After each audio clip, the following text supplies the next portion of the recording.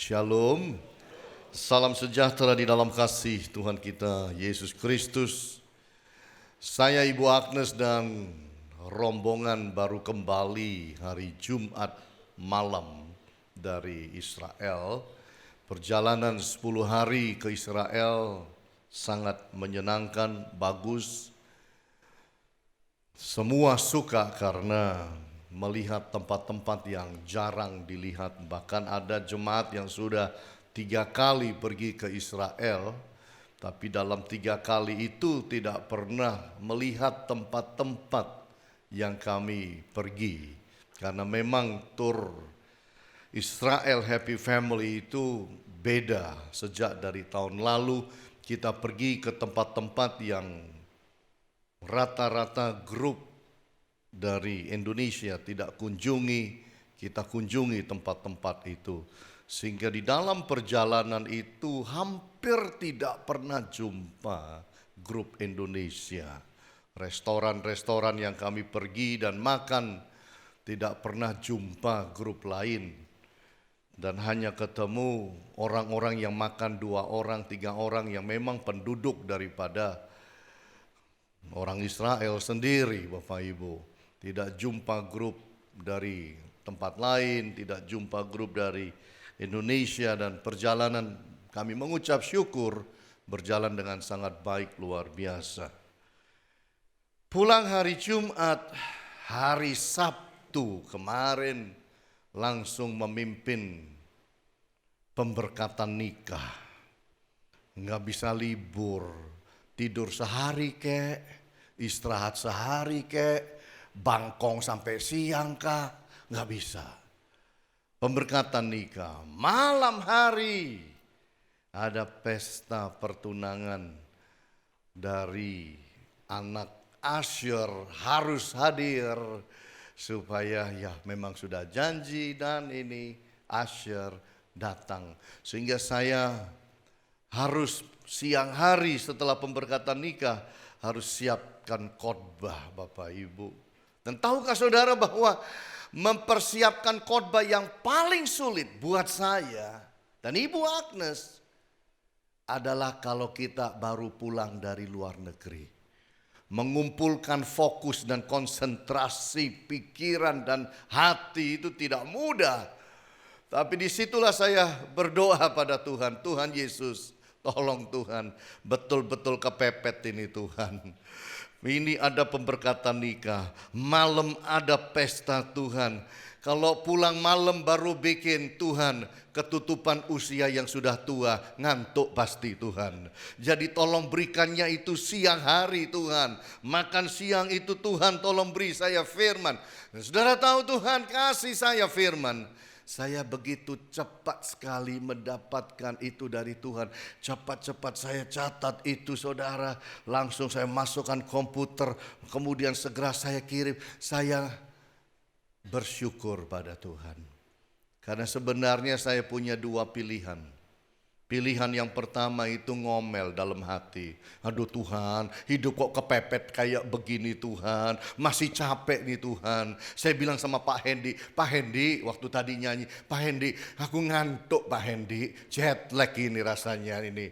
Tapi kok harus khotbah. Dan ini khotbah terus saudara, sampai jam kedua khotbah. Nanti kontemporer saya khotbah. Selesai kontemporer, lari ke Malang. Khotbah di Malang saudara. Pulang sampai rumah kira-kira ya jam 11 malam, setengah 12. Puji nama Tuhan. Tapi saya percaya saudara doain saya. Supaya saya tetap kuat. Saya sambil nyanyi tadi di atas mimbar ini pegang-pegang begini saudara. Khawatir saya sampai di sana saya. Jalan-jalan begini nanti saya pusing saya nanti. Jadi sambil saya nyanyi saya pegang-pegang sedikit mana mimbarnya ini. Jangan sampai saya menjauh dari mimbar saudara. Saya punya kesempatan hanya 2. Mau bersungut-sungut dalam hidup, mau komplain dalam hidup, atau saya mau mengucap syukur. Tema kita di bulan Desember ini adalah be thankful. Menjadi orang yang mampu mengucap syukur. Bahkan di dalam segala keadaan. Kalau mengucap syukurnya itu waktu saudara dan saya dapat berkat, saya beritahu saudara, Orang luar sana juga bisa, orang tidak beragama juga bisa, orang yang tidak sungguh-sungguh rohani juga bisa, orang agama lain juga bisa. Tapi kalau kita mau belajar mengucap syukur sungguh-sungguh di hadapan Tuhan, itu harus belajar mengucap syukur dalam segala keadaan. Nah, hari ini saya ingin bawa kita melihat firman dengan satu tema itu, be thankful. Yang saya ambil dari Kejadian pasal yang keempat. Cerita mengenai Kain dan Habel. Ketika Kain dan Habel mempersembahkan mempersembahkan persembahan mereka, satu diterima, satu ditolak. Yang diterima pasti mengucap syukur. Tapi yang ditolak Kain tidak mengucap syukur.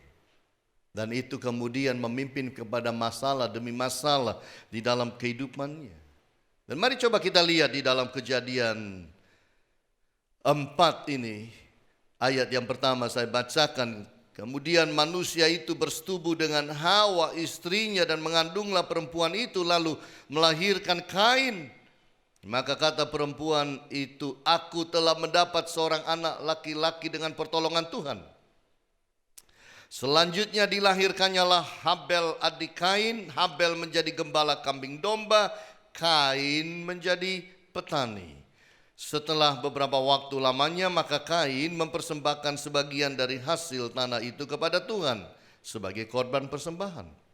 Habel juga mempersembahkan persembahan dari anak sulung kambing dombanya, yakni lemak-lemaknya. Maka Tuhan mengindahkan Habel dan korban persembahannya, tetapi Kain dan korban persembahannya tidak diindahkannya. Lalu hati Kain menjadi apa?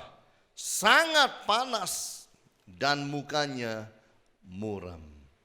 Di sini kita melihat Bapak Ibu, manusia yang tidak mengucap syukur, yang hatinya itu tidak bisa mengucap syukur, sebenarnya itu banyak kerugian terjadi. Kerugian yang pertama apa? Kerugian yang pertama adalah itu akan merusak, menghancurkan damai sejahtera. Ungrateful heart destroy peace of mind. Orang yang tidak bisa mengucap syukur itu merusak akan damai sejahteranya. Kalau orang itu dikatakan dalam firman menjadi sangat panas hatinya dan muram mukanya, pasti yang terjadi apa? Hilang damai sejahteranya.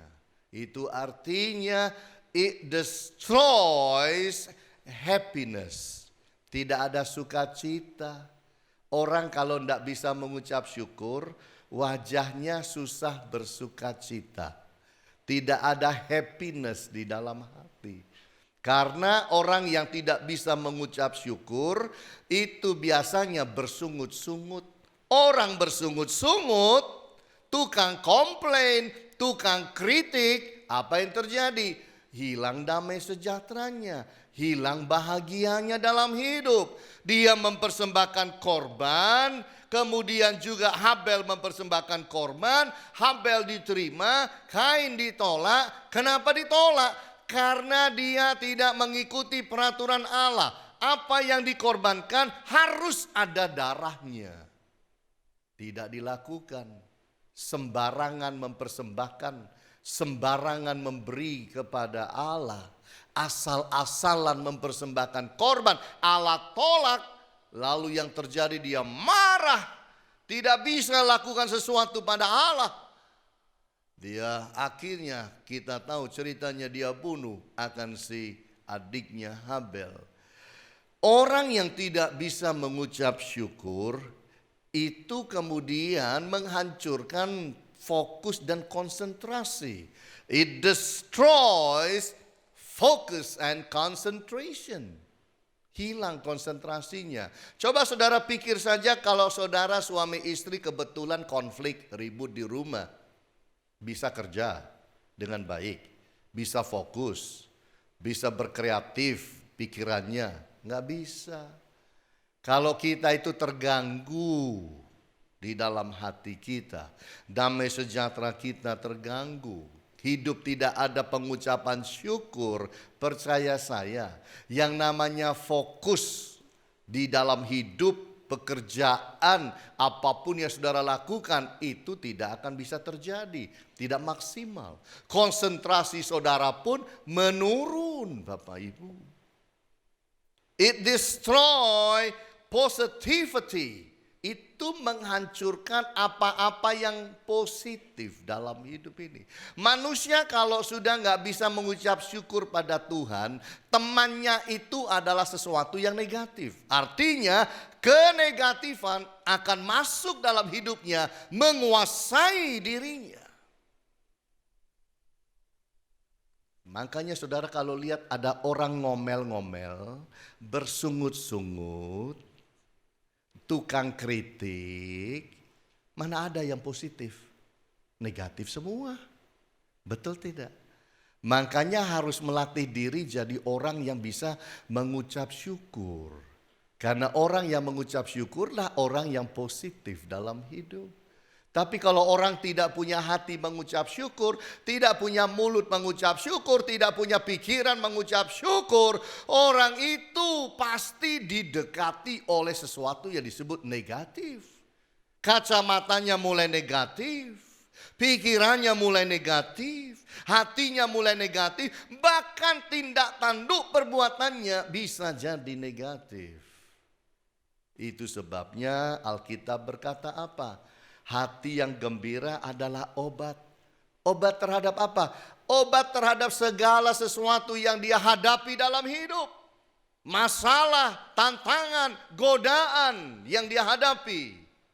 Kalau hatinya gembira, ada ucapan syukur, itu akan menjadi solusi yang luar biasa terhadap apa saja yang dia alami di dalam hidup ini. Waktu kami makan-makan di sana, namanya tur kan ada makan pagi, makan siang, makan malam. Kadang saya dan Ibu Agnes duduk bersama jemaat-jemaat ini, kadang kita duduk di sini, kadang pindah di sana. Banyak cerita.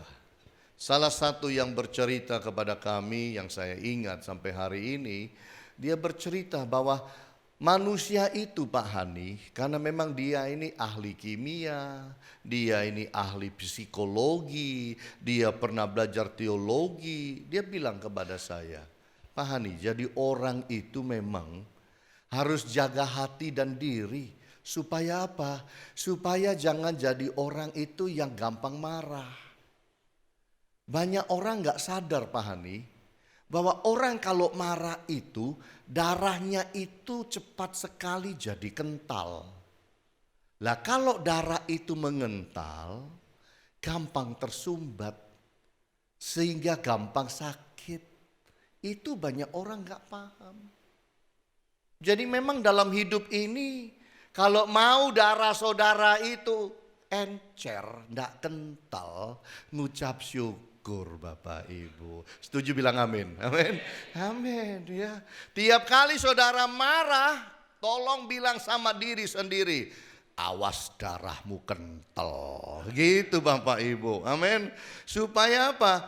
Kalau darah mengental itu akan terjadi banyak masalah, bisa terjadi sumbatan. Kita juga pernah dengar ada orang meledak marah, tiba-tiba ambruk.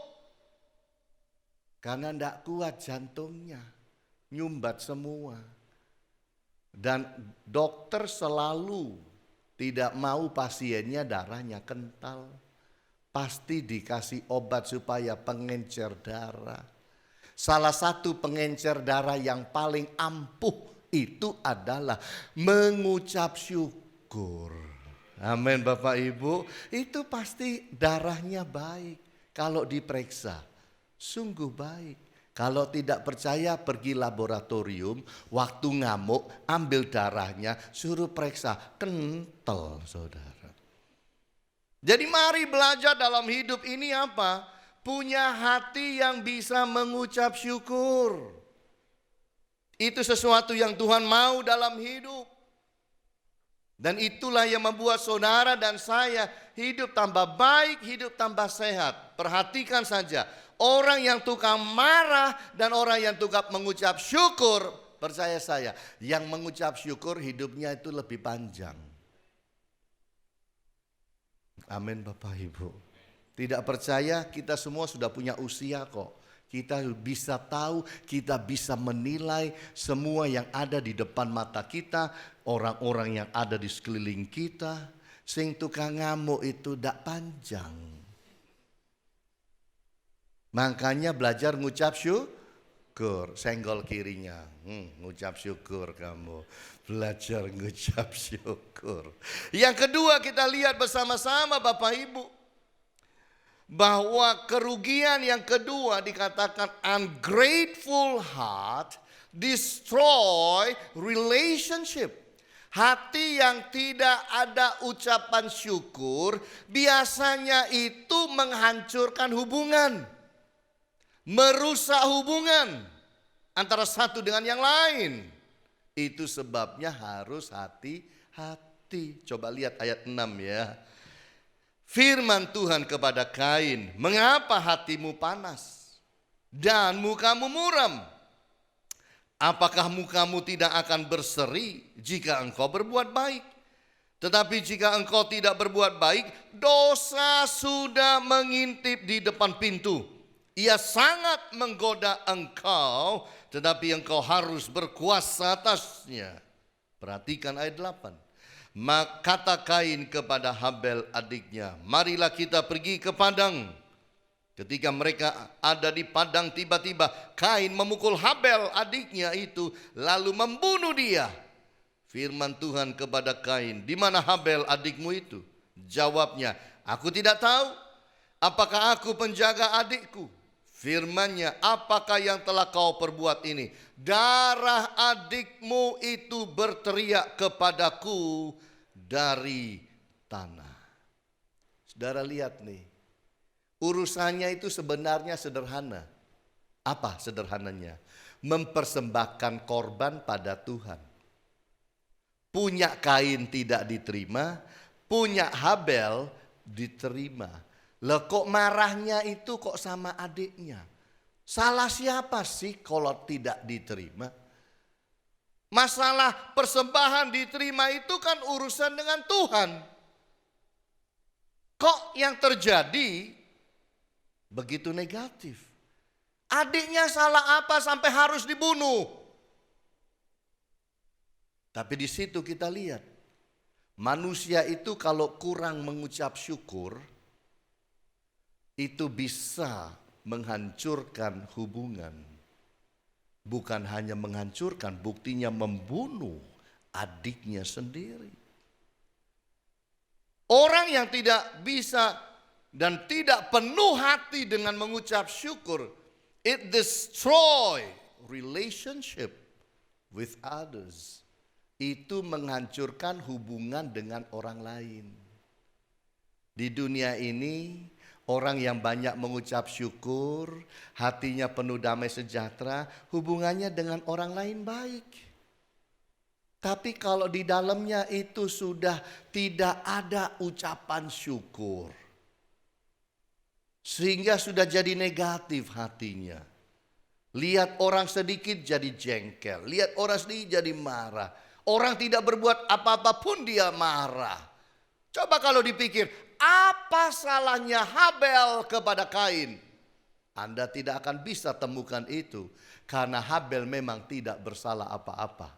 Yang salah itu hatinya Kain sendiri. Tidak ada ucapan syukur. Harusnya kalau Allah tegur dia, berubah, bertobat, mengucap syukur pada Allah, bangun kembali mezbah, persembahkan kepada dia. Tapi yang dia perbuat berbeda. Karena hatinya tidak benar. It destroy relationship with God.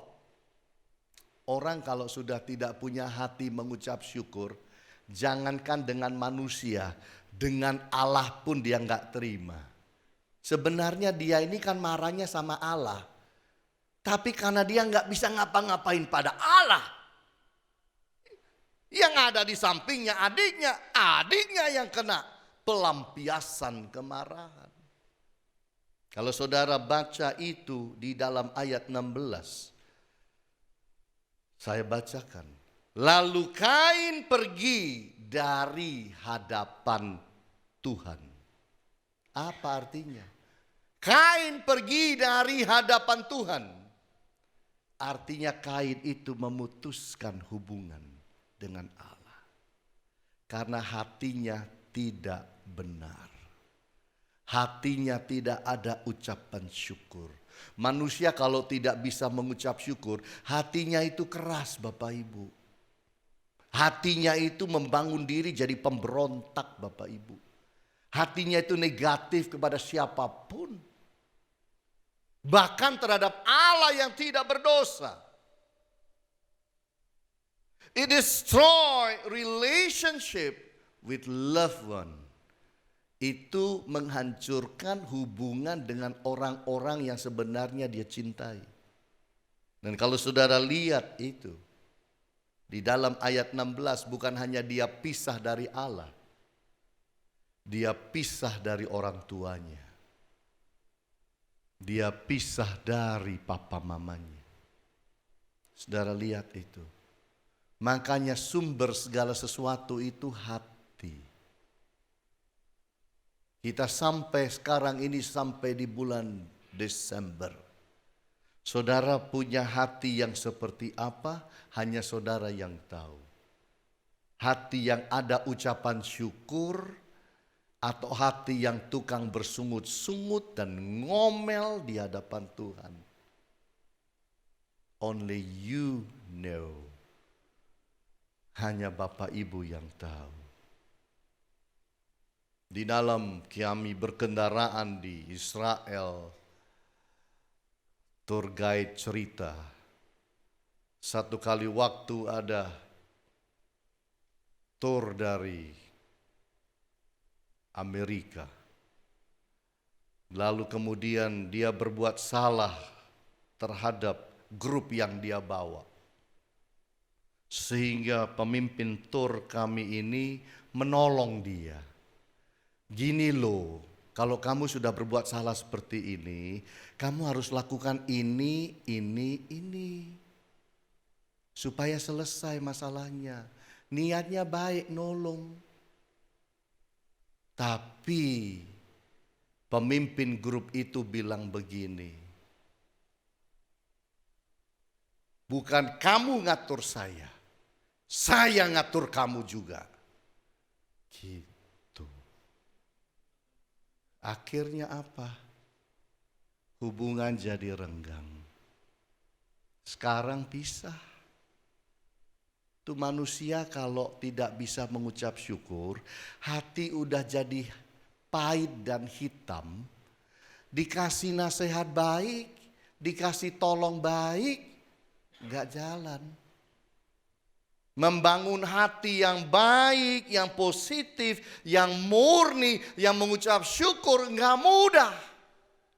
Tapi kita harus bangun itu di dalam hati kita. Amin. Apakah ada di antara saudara hubungan lagi renggang?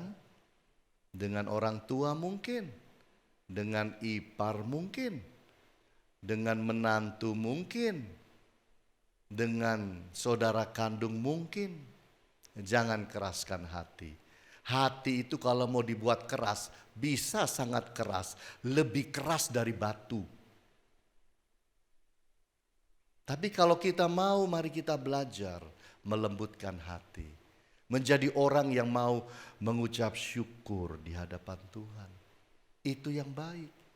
Harusnya Kain itu berubah, bertobat, minta ampun.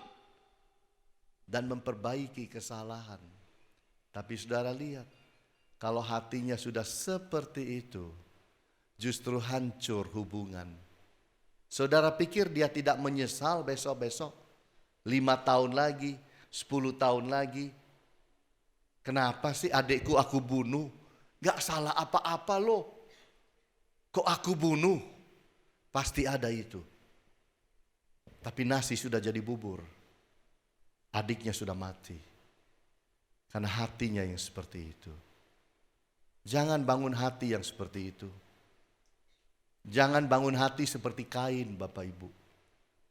Bangun hati itu seperti Habel. Belajar memberi yang terbaik buat Tuhan, belajar memberi yang terbaik buat keluarga, belajar memberi yang terbaik untuk masyarakat. Itu hati Habel. Hati Kain tidak. Asal-asalan hidupnya. Dan sembarangan. Kita harus jauh itu. Kerugian yang ketiga kita mau lihat bersama-sama. Ungrateful heart might affect future life. Hati yang tidak mengucap syukur ada kemungkinan sangat besar merubah masa depan kita. Coba lihat ayat 11. Maka sekarang, ini kata Tuhan, terkutuklah engkau, terbuang jauh dari tanah yang mengangakkan mulutnya untuk menerima darah adikmu itu dari tanganmu.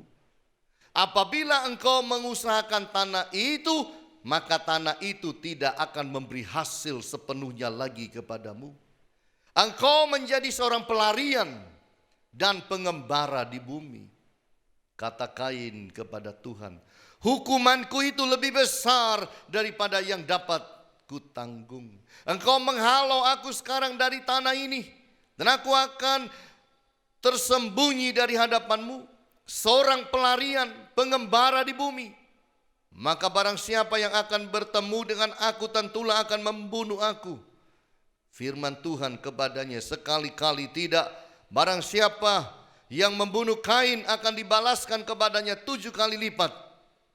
Kemudian Tuhan menaruh tanda pada Kain supaya ia jangan dibunuh orang oleh barang siapapun yang bertemu dengan dia. Lalu Kain pergi dari hadapan Tuhan. Ia menetap di tanah Nod di sebelah timur Eden. Gara-gara persembahan, nasib berubah. Gara-gara sembarangan memberikan persembahan pada Allah, gara-gara tidak menghormati Tuhan di dalam persembahan, bunuh adiknya, masa depannya begitu jelas dikatakan engkau terkutuk, tanah tidak akan berikan hasil kepada engkau sepenuhnya. Engkau menjadi pelarian, engkau menjadi pengembara. Seharusnya itu tidak perlu terjadi.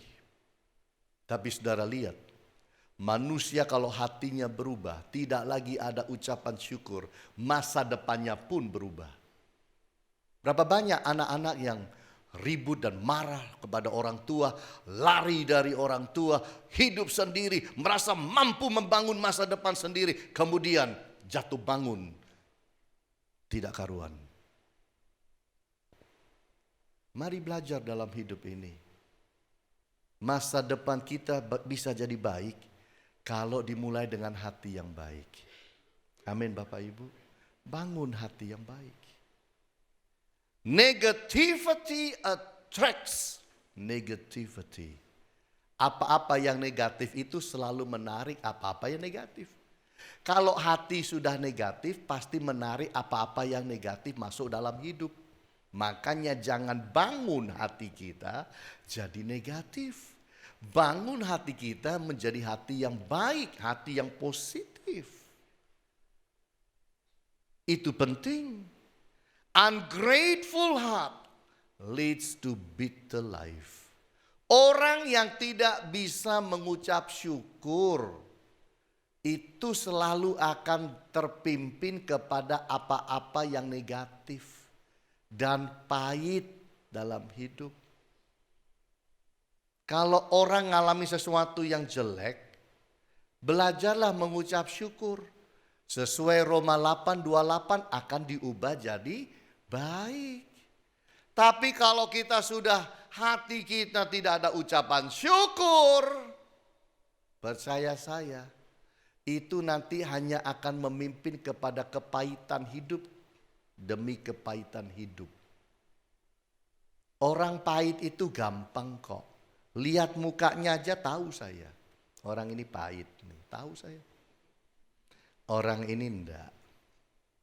Orang ini suka ngucap syukur, enak wajahnya dilihat.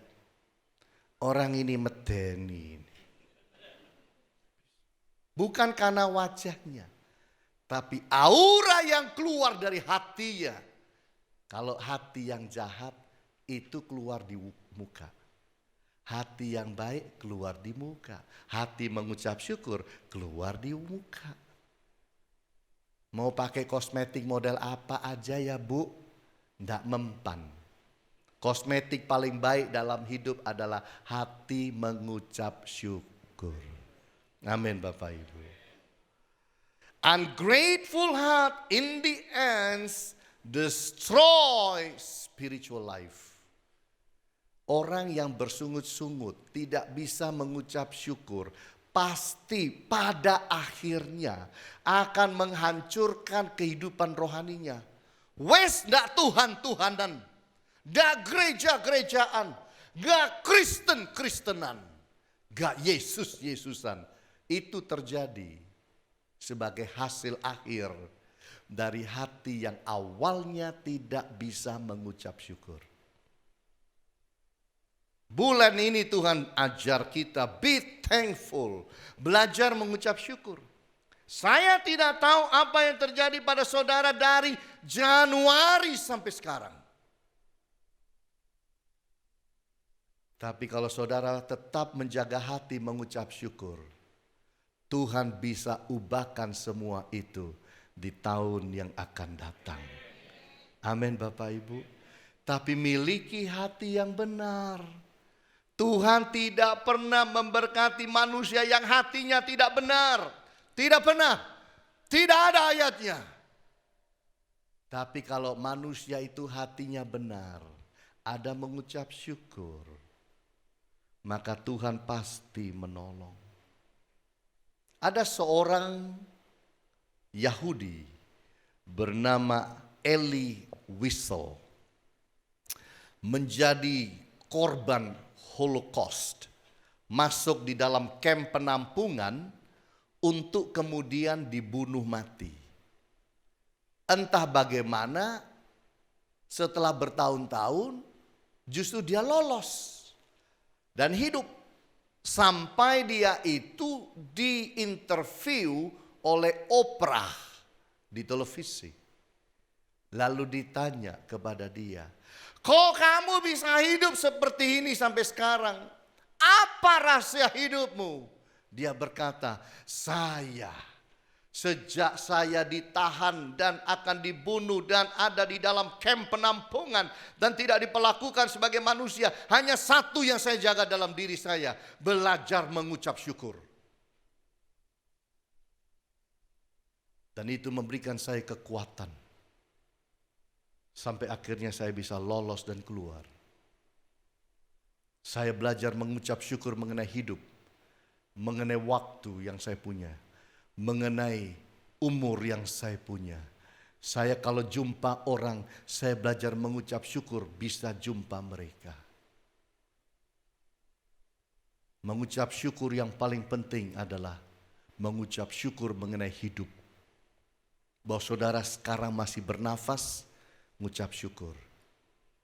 Saat kita ada di dalam gereja ini, di luar sana ada yang tutup usia. Ada yang berhenti bernafas. Kalau saudara masih bisa bernafas sekarang, mengucap syukur bahwa Allah itu baik. Jangan mau hidup di dalam hati yang salah, posisi hati yang salah. Jangan mau hidup menjadi orang bersungut-sungut. Tapi bangun hati dan hidup dan diri saudara mengucap syukur di hadapan Allah. Efesus 5 ayat 20 bilang begini. Ucaplah syukur senantiasa atas segala sesuatu dalam nama Tuhan kita Yesus Kristus kepada Allah dan Bapa kita. Mari belajar hidup mengucap syukur. Tuhan Yesus berkati kita semua. Amin.